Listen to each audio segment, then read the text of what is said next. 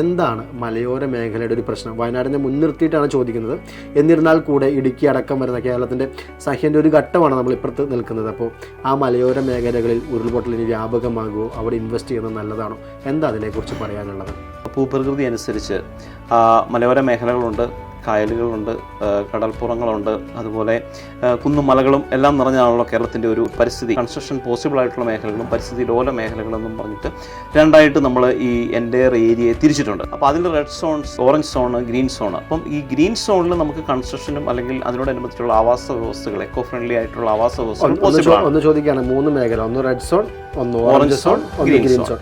Green zone മാത്രമാണ് നിർമ്മാണത്തിന് അനുയോജ്യമായ മേഖല. ഏറ്റവും അനുയോജ്യമായ മേഖലയാണ് ഗ്രീൻ സോൺ. ആ ഗ്രീൻ സോൺ എന്ന് പറഞ്ഞു കഴിഞ്ഞാൽ പരിസ്ഥിതി സൗഹൃദപരമായ രീതിയിലുള്ള കൺസ്ട്രക്ഷൻ പോസിബിൾ ആണ്. ഈ റെഡ് സോണിലൊക്കെ കൺസ്ട്രക്ഷൻ നടത്തി കഴിഞ്ഞ് കഴിഞ്ഞാൽ നമുക്കിങ്ങനെയുള്ള പ്രത്യാഘാതങ്ങൾ, പ്രകൃതിയുടെ തന്നെ ഒത്തിരിയേറെ പ്രത്യാഘാതങ്ങൾ നമ്മൾ ഫേസ് ചെയ്യേണ്ടി വരും.